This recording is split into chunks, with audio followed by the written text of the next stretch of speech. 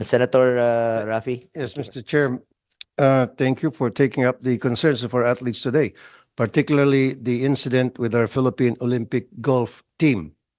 Mr. Chair, stated in our Constitution that the state shall promote physical education and encourage sports program, league competitions and amateur sports, including training for international competitions to foster self-discipline, teamwork, and excellence for the development of a healthy and alert citizenry.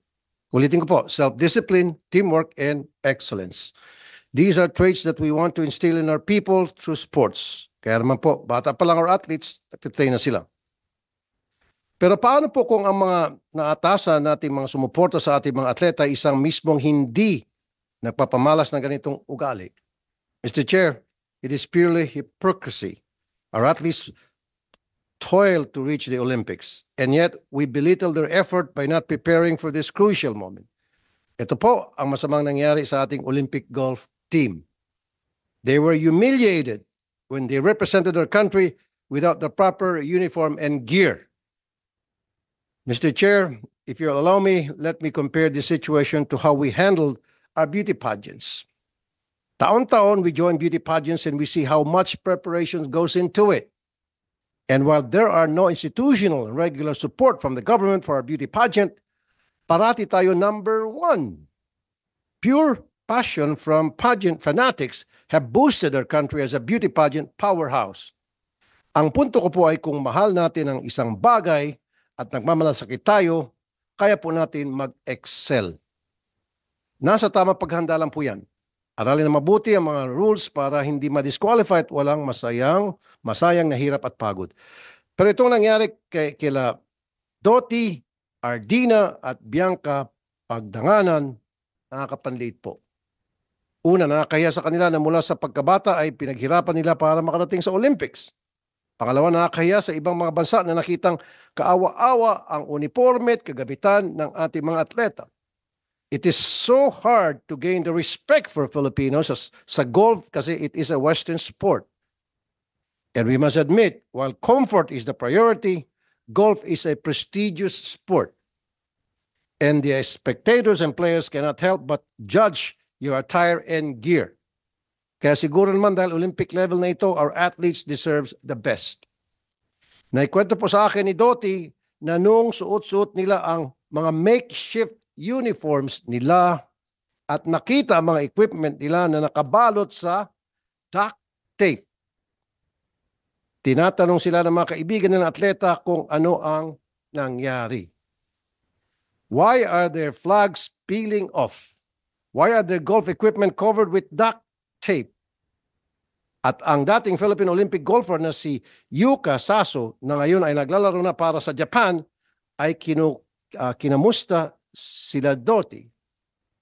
Ang nasagot na lang ni Doti ay wala silang uniforms. Anong sagot ni Yuka Saso sa kanila? Na naman. So ibig sabihin, palagi na lang. This is not the first time. As a matter of fact, this has happened to them during the Tokyo Olympics, as if we didn't learn a lesson. This is the height of incompetence. The exact opposite of what the Olympic Games stand for.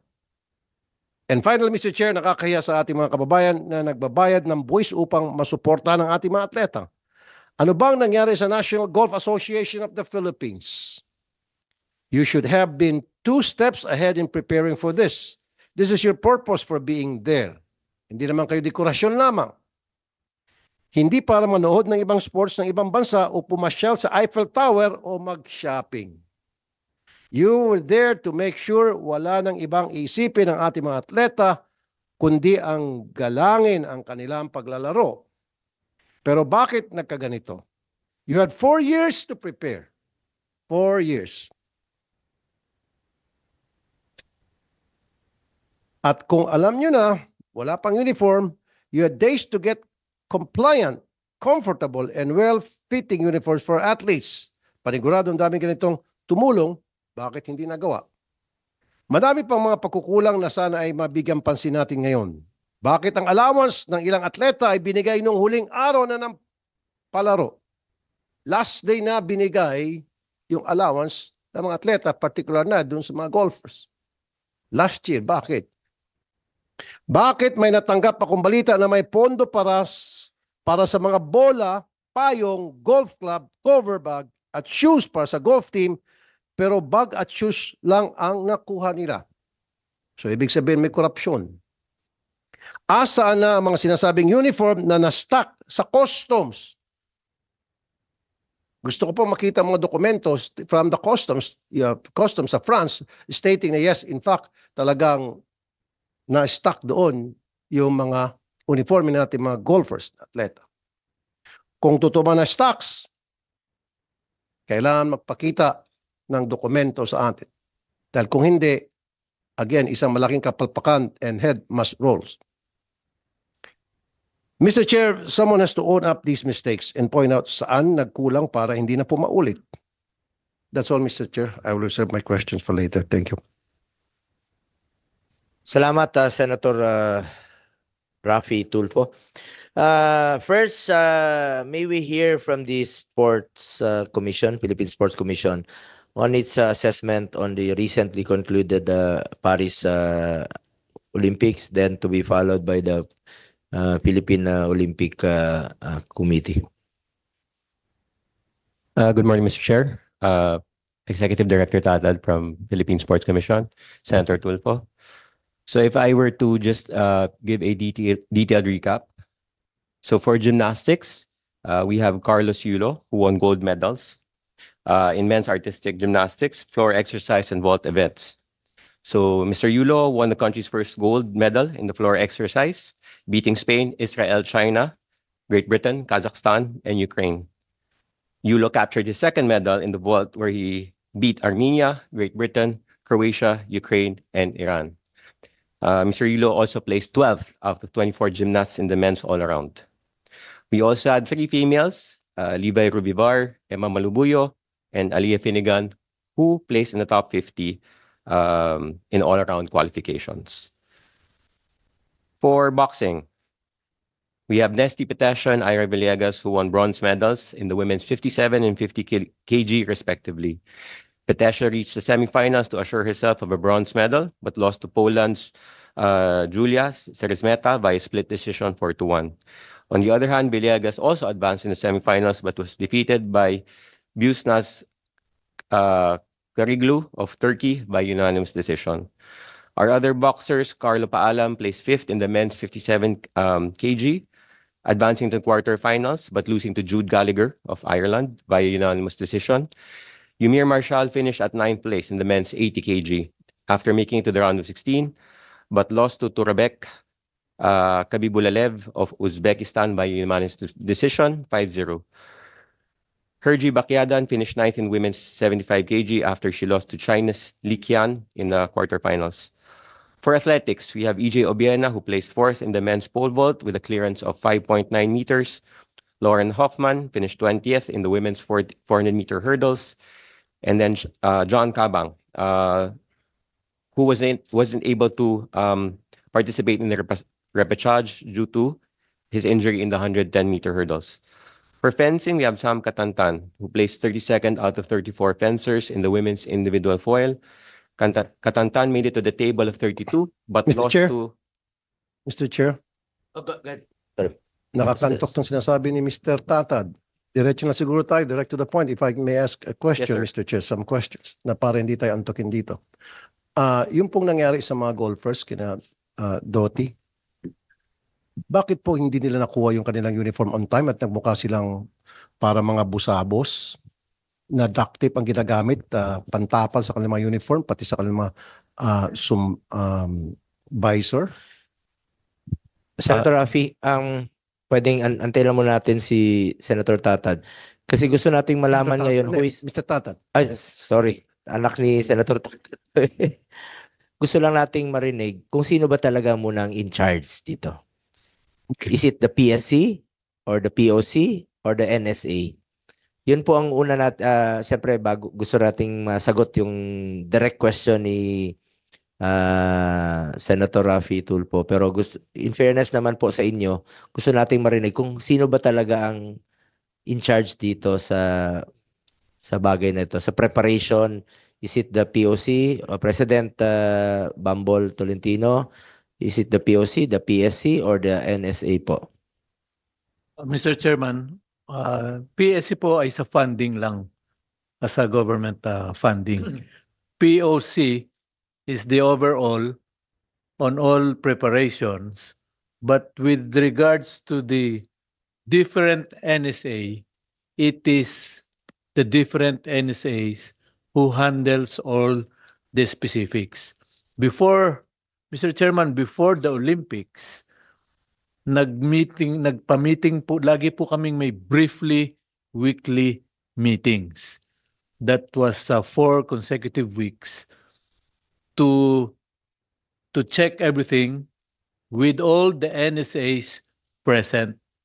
All NSAs representing the Paris Olympics. We did that every week before. So, under po sa inyo ang mga NSAs? Am I Yes, correct? yes, Mr. Chairman. Mr. So President? with regards to specific like sizes, uniforms, specialization on equipment, it's all for the NSAs. So every briefing po namin every So week. regarding the question of Senator Tulfo, so ibig mo sabihin sinong in charge po dito? Who is the NSA of the The golf is under NGAP, National Golf Association of the so, Philippines. NGAP?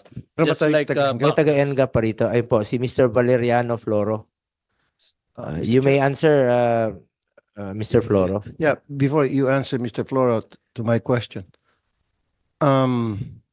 Bakit nyo nilagay sa kahiyaan yung kababayan natin, yung golfers natin? Bakit po? Good afternoon, Mr. Chairman. Your Honor, good afternoon. Sir, if I may be allowed to give my statement first. It will probably answer your question, sir. Hindi, mas maganda, sir, sagutin nyo lang po diretso. Baka mamaya, 10 pages yan, antukin na naman tayo. Nandito po lahat sa babasahin. Kaya sir, pakisagot lang po sa diretso. Sir, Bakit po, Your Honor. bakit po, kasi sinabi nyo doon sa sa mga golfers, na stuck sa customs sa France, yung mga uniforme. Yes, Your Honor. Number one, bakit hindi na lang dala-dala sana nung athlete yung kanilang uniform? Alam niyo naman, you have some days to make that preparation. So, sinabay na lang sana yung pagdala ng uniform papuntang France. At kung talagang totoo na stuck yan sa customs sa France, give me those documents stating that, yes, na stuck sa customs for one reason or another. Do you have those documents with you now? Yes, Your Honor. Okay. First, Your Honor, your first question. Bakit hindi ho namin dinala instead? Yung ba yung first question niyo, Your Honor? Yes, Okay, sir. sir. So the answer to that is, sir, we've been working, like President Bumble said, we've been working with the sponsor, Adidas, early on. Matagal ho na kaming nakipag-coordinate sa kanila. And we were assured, How long kung yung matagal? Define, what is matagal in your definition? we started like even with the athletes giving their sizes pa lang po. June pa lang ho yun eh. June. June pa lang ho yun, Kailan? sir. June pa lang. So Yes, ilang buwan po ang preparation nyo? Bale, dalawa ho yun. Di ba? Dalawang So, buwan. Yung sa sizing lang po. Matagal na po ba yun? Sa palagay Sa nyo? sizing, sir. Sa size. Kasi, Bakit hindi nyo ginawang 5 months before, 6 months before? it's Kontakin nyo na yung sponsors para makagawa na agad ng uniforme. Kuha na yung mga right sizes for them. correct, Your Honor. Anong nangyari? Kwento mo nga. Kasi, Your Honor, specifically, si golf is the last po to qualify sa Olympics. Yan ho yung pinaka-last among all the Olympians. So, lumalabas lang ho yan June 25 in our case po by the IGF, the International Golf Federation. So, dyan lang po nila nilalabas, especially ho with the case of, well, number one, with Miss Bianca, maaga ho yan kasi her ranking was much higher. So, medyo... So late na po na Well, late ho talaga nilalabas ng so, IGF. wala na kayong panahon magpatahi. Ito nga isang oras lang to Hindi tinahi naman ho sa walang panahon. Pero isang oras even lang to before... sa Davao pinatahi. Yes, Your Honor. Another question. Ito pong yung allowances po. Bakit last day na po binigay? To clarify that, Your Honor, hindi po allowance yun eh.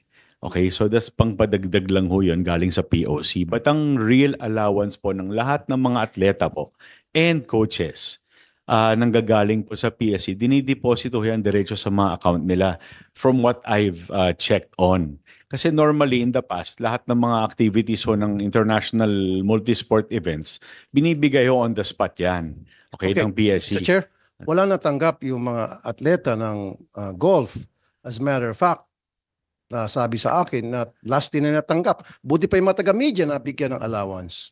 Actually, Wala yung ating mga athlete, walang allowance. Your Honor, hindi, again, dagdag lang po yun, hindi ho yun ang allowance talaga. Na, Okay. Under oath ba itong si Mr. Floro, Mr. Chair? Can we put him under oath? I think, Naka-out sila lahat. Di ba? Pwede ipa-out na lang natin. sure.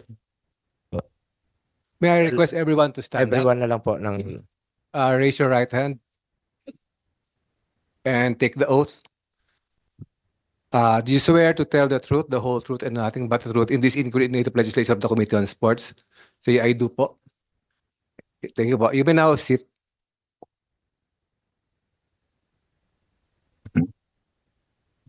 Your Honor, to continue po.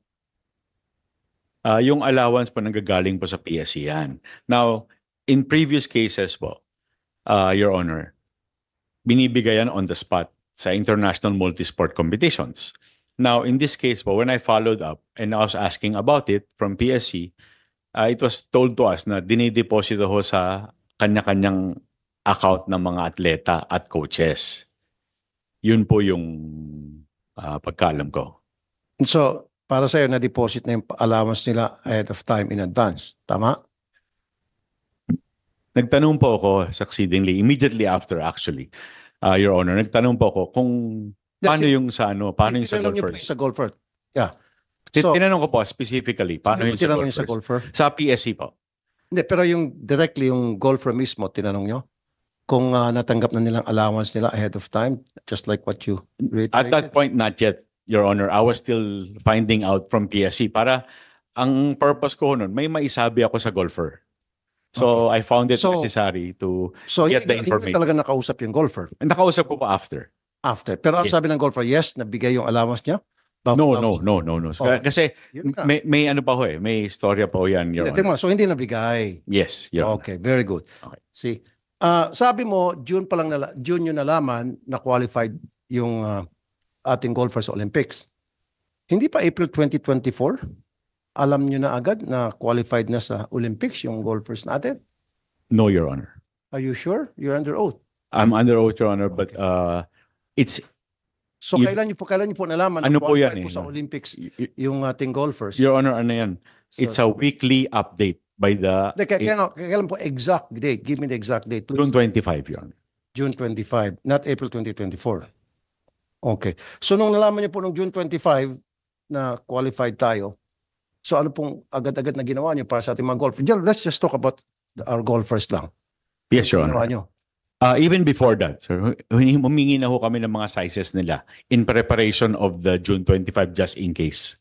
Okay. And then, Nag-submit naman po yung dalawang players natin. so And- pagkasabit ng dalawang players, pinoward niyo po sa sponsor? hindi po, diretso po sa POC tsaka sa sponsor ang submission po nun. Sino pong sponsor? Adidas po. Di ba bawal sa Olympics yung magkaroon ka ng sponsor sa uniforme? Hindi naman, Your Honor. Hindi po. Bawal po yung logos na of a certain size and dimension and multiple logos. Yun Okay, po, so yung logos, pero yung pangalan, pwede. pwede po. So kung nung June 25, agad-agad nyo ininformahan yung sponsor o Even before that, Your Honor. before that? Yes, Your Honor. Bakit po ang tagal bago na nagawa yung uniforme?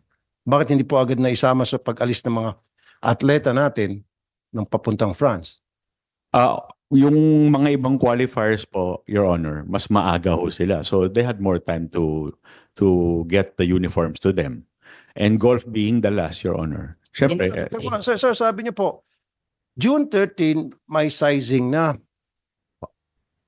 Tapos June 25 lang nalaman na qualified. So hindi niyo pa alam na qualified ang inyong golfers and gumagawa na kayo ng sizing. So paano kung hindi na qualified? in preparation of mag-qualify, Your Honor, bakit po? So pinagawa niyo na dati bago pa sila nag-qualify in anticipation na Yes, sir. mag-qualify po Yes. sila. Yes, Your Honor. So meron tayong 1 month 13, 25. Mhm. So, na-qualify sila ng June 25. Eh, yung Paris Olympics po ay July 26. Am I correct? It started? July 26 yung So, meron opening pong ceremony. meron pong 1 month sila bago may panahon pa kayo na 1 month mapadala. So, anong nangyari? Bakit hindi po nila natanggap po? Gusto Yung- natin malaman yung totoo lang po. Number one ho yung bakit ho, to answer going back to Your Honor, Senator Tulfo, bakit ho na inagahan yung pagbigay kahit hindi pa ho qualified? Kasi there's such a thing ho sa Olympics, may long list po yan eh. Okay, so long list, yung mga possibles. So yung sa golf po, ang long list ho natin dyan, 3 tao yan. So 3 atleta. So it was Bianca Pagdanganan, Dottie Ardina, and Miguel Tabuena. Yan po yung long list yan. Kasi at that point, si Dottie and si Miguel had a chance of qualifying. So kailangan ho isama na yan eh. So we prepared na rin. We gave it to Adidas. Eto yung mga please get the So, sizing. nagawa ng Adidas. Nandiyan naman. Nakuha po ni Adidas yung sizing ho. So, anong nangyari po? So, naggawa ho sila and then, after that, nung qualified na ho lahat, since golf was matagal pa ho, ang sinabi ho ni Adidas, in-offer ho sa amin sa NGAP, would you want it delivered locally or we ship it directly to Paris? Gumanon po sila. So, tinanong ko muna ho, teka, eto yung timeline ni golf ha. August 5 may practice round, August 6 practice round, August 7 to 10 tournament days. Pero I said, it's important, very, very important na nandun ho yun bago nung practice round. Adidas assured us naman po na lots of time it will be there. So, ganun po yung usapan namin. To answer that question, Your Honor. Ba't hindi dumating on time? We found out later, Your Honor, na it left in 2 shipments at the same time, as we will give you the tracking evidence of it, Your Honor. 3 boxes and then 1 box that we found out later on because of the tracking. Yung 1 box na yon, Your Honor, contained the competition uniform. Kasi it's a Adidas golf line. So nandun po yung tops, sleeveless, yung skirts, yung bottoms, yung sapatos, golf shoes. Magkakaiba ho yun, hindi normal yan eh. So, yung kabilang shipment po, which left at the same time also, are the village wear. Yung nakikita nyo po sa lahat ng atleta na may tracksuits, may t-shirt, may shorts, may Okay, the sige rest. sir, sige sir. Okay, so naipit doon sa customs. Yes, So wala man lang pumuntang representative, maybe from our DFA, para yun ang maglakad sa France, sa customs ng France, para sabihin, para sa mga Olympics yan, baka pwedeng ma-process nyo mabilis kung anong kailangan gawin namin, kung magkano ibayad, babayaran namin. Nobody did that. When immediately, pag tanggap ko ho nung 3 kahon, nung binuksan ko yun, I inspected it, wala ho yung competition gear. So right there and then, tinawagan ko po si Adidas. Tapos pati si POC representative sa secretariat. Inform them, nawawala yung competition gear. Yun ang pinaka-importante pa naman. And then immediately they checked and they got back to me right there and then tumawag pabalik ko sa akin na naipit daw sa DHL and French Customs. So sabi ko, anong gagawin natin? Hindi pwedeng ganyan. Kailangan may plan B tayo. So anong plan B niyo po? Ang una ho sinabi nila, sir, pipilitin ho namin lumabas yan. Sabi ko, sandali, hindi tayo pwedeng sumugal. Mahirap na. Bakit po sandali? Bakit hindi let's go? Let's do everything para mailabas yan sa customs. Hindi, yung first sentence ko po lang yun eh. Yung second succeeding sentence ko, kailangan may plan B na tayo. So anong gagawin natin? So ang sabi pipilitin ho namin lumabas yan. Sabi ko, okay. Pero at the same time, we need a plan B. No, sir. Did somebody contact the French customs para tanungin on that same very day na na-find out ninyo na wala pala doon yung competition uniform? Wala bang pumunta sa French customs o kumontak man lang para tanungin kung ano yung kailangan at pumunta na agad kayo para ayusin yung problema kung ano man yung problema? Your Honor, I was told by Adidas and the POC representatives that they also engaged the help of the Philippine Embassy in France na sila ho yung kumakausap sa DHL. Kaya nga po, so kinausap. Yes, sir. O ano pong sabi ng DHL? Ano sabi po ng French customs? Hindi ko na ho masasagot yun kasi ang sa akin lang ho at that time, I was focused on getting a plan B, Your Honor. No, yun, sir. Puro ka plan B. Ah. Ang kailangan natin, concrete results and straight to the point answers. Mukhang you're not ready with my questions. Well, Na simple lang yung questions ko. Dapat kailangan masagot mo ng simple. Ulitin ko po, sir. Okay, unless kung meron kang gustong ituro na Poncio Pilato rito, pasensya na. Ang tanong ko nga po, sir, you're listening but you're not hearing me. Nung malaman niyo po on that same very day na wala doon yung competition uniform, which is very important, like you said, right? So, kasi puro ka plan B. Dapat, agad-agad, kumontak na kayo doon sa French Customs para tanungin anong problema, bakit na-hold. At kung ano man sasabihin na dahilan, tinawag niyo agad yung DFA, pumunta kayo in person doon sa French Customs para ayusin yung problema, may dala kayong pera at kung ano na pa. Bakit pa ma-plan B, C, D, E, F, G? Come on, sir. Straight to the point. Yes, Your Honor. Okay, so to answer that, sir, I didn't have any entity hindi ho po ako yung consignee. So I wasn't the one that had any personality when it came to the shipment. I was not the consignee, Your And Honor. who's the consignee? Who was the consignee? It was POC and Adidas, I think. Yes, even if you're not the consignee, so teka muna. So kung hindi ka consignee, hindi consignee yung BOC ang naka-consign yung kargamento, so hindi rin lalabas yung uniform. Kasi dapat the BOC has to be, the BOC representative has to be there to accept the shipment.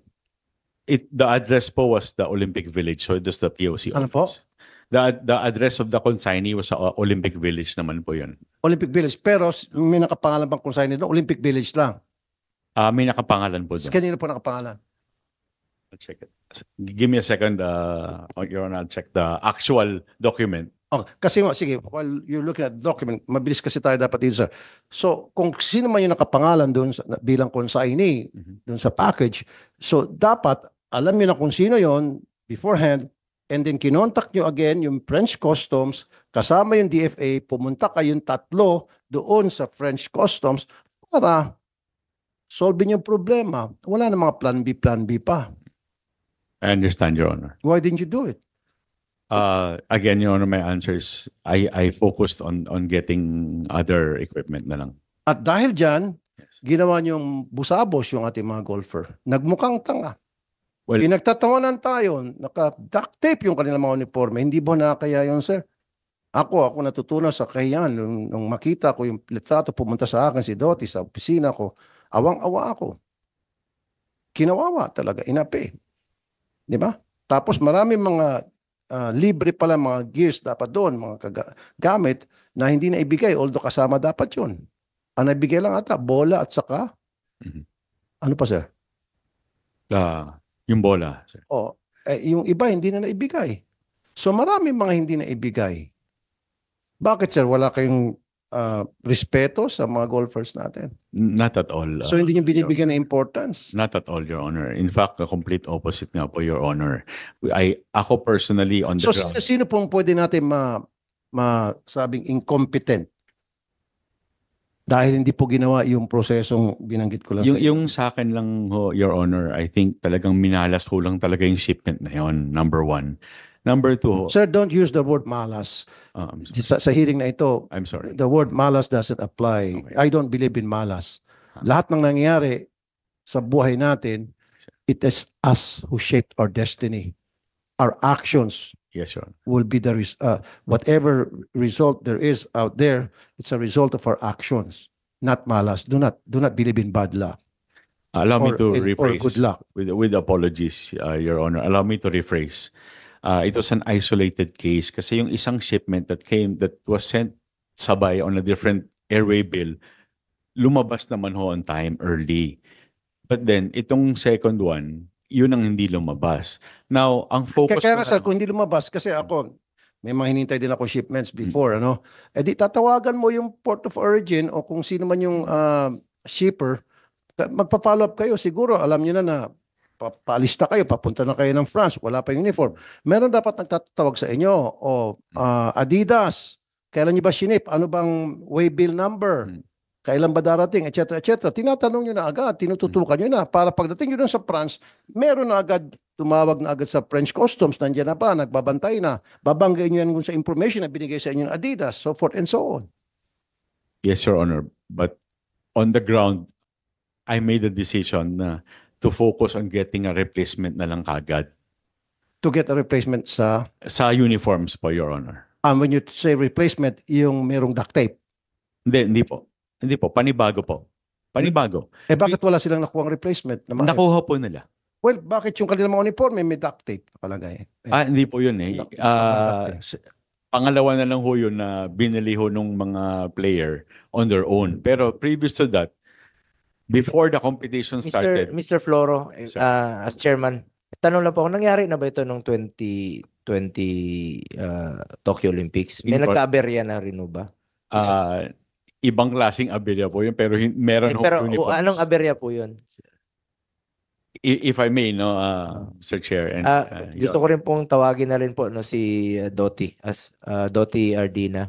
Okay. Ah, And then before that, Mr. Chair, mabilis lang. Yung sinasabi mo, dumating nga yung mga uniforme na replacement, sabi mo, pero mali-mali yung mga sizes. At that point, hindi ho namin alam na mali kasi Kaya nga, yes or no lang, mali-maling sizes. Kaya nga hindi nagamit. in our mind po, ginamit kasi ho eh. On the first day. Kasi kung ginamit, edi sana, hindi na pumutok itong problema na naka-patch ng We have photos, mga duct- Your Honor, na ginamit nung first day ni Miss Ardina. Okay, bakit yung mga second day, the following days? Wala na. The succeeding day po, hindi niya na ginamit. So that's when we found out na she went out and bought for both of Bakit them. hindi niya po ginamit? Palagay nyo. Nung tinanong ko naman ho after, sabi naman ho sa akin, dito, masikip eh. Okay nga, so ibig sabihin it doesn't fit. Yes. Yun na nga eh. Pinaikot-ikot mo ako, sir. Hindi Kaya nga, so ibig sabihin it doesn't fit, mali yung size. Kasi ho, sinabi ko mali size, sabi mo, oo. hindi ho namin alam na mali yung size nung first day kasi sinuot po niya eh. Pero di ba sabi mo, ba't hindi mo na sinuot? Siguro, baka masikip na sikip. Hirap na siya, mamaya kausapin na si Doti. Ikaw ba, sir, pasuting kita ng uniforme na para kang suman, nakapilipit sa iyong uniforme mo, susutin mo pa? Siguro, pagtsagaan mo sa first day, second day, you will never use it anymore. Am I right?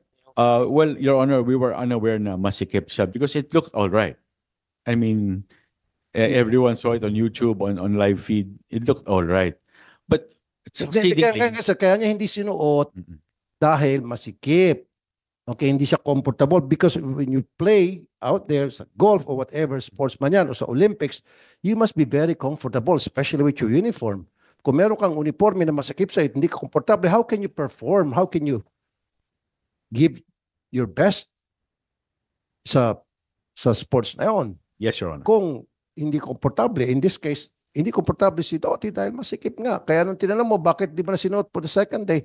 Kasi nga, hindi siya komportable. Yes, Your Honor. Kaya bumili na siya ng sarili niyang uniform sa labas na kung saan komportable siya. Yun nga lang, ginamitan niya ng duct tape. Yes, Your Honor. Yun po yung istorya. Sige po, Mr. Chair. Salamat. Yung sabi mong aberya nung 2020, anong nangyari doon? Ang nangyari po doon, Mr. Chair, is that maaga po tayo nagkaroon ng uniforms for Tokyo 2020 Golf. Maaga po yon. We procured it on our own. Unfortunately, we had 3 players then eh. We had Miss Bianca Pagdanganan, we had Miss Yuka Saso, and we had Mr. Juvic Pagunsan. And early on po, nung ready na ho lahat ng mga uniforms, naka-imprenta na, nasa Pilipinas pa ho tayo at lahat, yung isang player ho informed his manager and then informed me na ayaw ho niyang gamitin yung official uniforms. Okay, Mr. Chair, meron akong sample ng uniforme rito. Ito yung sasabi niyo replacement. Ano po? Tama? Ito, replacement. Tapos may nakalagay yung Philippines, natatakpan ng kwelyo. Pag sinuot mo yan, natatakpan ng kwelyo, hindi makikita yung Philippines. At saka isa pa, ito, hindi nga natakpan ng kwelyo, pero sobrang liit naman, hindi kakasya sa katawan to ni Doti. Kukuha rin lang kayo ng replacement, sana man lang maayos-ayos, hindi pa rin. Parang kwatsinanggo kung tawagin sa Bisaya. So, ito yung plan B ninyo. Yes, Your Honor. Yung plan B ninyo, palpak po, sir. Di ba? Yun po yung sinasabi ko kanina. Na incompetent po, INUTIL, yung ilan sa mga kasama nyo dyan, na hindi ginagawa yung trabaho ng tama. Kaya ito po naging resulta. Mamaya siguro, Mr. Chair, pwede niyong tanungin si Doti at si Bianca, if they're available, para manggagaling mismo from the horse's mouth. Ano ba talaga nangyari at ano yung kalbaryong dinanasan nila while they were there sa France? Patuloy mo yung nangyari, no? Ayaw nating maulit ito. Kasi nangyari na nung Tokyo Olympics, nangyari na naman ng Paris Olympics, iba't ibang aberya. Kaya po tayo naghihiring ngayon para hindi po maulit itong mga reklamo at mga aberya. Dahil sabi ko nga, ang atleta natin nakafocus yan sa paglalaro nila. Wala na dapat isipin yan. Go ahead po. Thank you, Mr. Chair. Well, magkaiba ho yung both situations yan. Like I mentioned kanina po, sa Tokyo, kompleto ho tayo lahat. Pero one player informed us na ayaw niyang gamitin because he wanted to use a specific brand. Nung sinabihan po ako noon, early on nasa Pilipinas pa ho tayo, hindi pa ho tayo umalis papuntang Japan noon. Nung sinabi na ang gusto ko lang gamitin Travis Matthew. So brand po 'yon ng golf apparel. So ang sinabi ko po kagad, no problem. Basta kung 'yan ang gusto ni golfer natin, wala tayong magawa dyan, siya komportable. So, babayaran na lang ho namin, sabi ko. So, kausap ho namin yung distributor dito na all arranged, okay. Tapos after that, still way, I can't recall the exact dates na Mr. Chair, but still way beyond, nasa Pilipinas pa lang ho tayo noon, dumating na ho yung mga Travis Matthew nung player. So, hiningi ko siya. Sabi ko, dalawa yung hiningi ko. Hiningi ko yung invoice para mabayaran. Tapos number 2, hiningi ko rin po yung actual shirts para maimprentahan ng Philippine flag. Ang sabi ho sa akin, wag na kasi ayaw ng Philippine flag dahil gagamitin pa yung shirts in other events. So at that point, again, Mr. Chair, ang number 1 rule ko is, pag yun ang gusto ng atleta, we're not gonna argue with you. Kasi, like you said earlier, yung golf, napakalaki yung mental aspect of it. The last thing I want is guluhin ho yung focus ng atleta, di lalong sumama yung sitwasyon, di ba? Di lalong nagulo yun. So, pinabayaan na lang ho namin na ganun yung wishes ng player. Pero at that point, at least, at the very least po, one player nakapagsuot that same player nakapagsuot ng Philippine flag cap. Meaning may cap na may Philippine flag. Yun na lang ho.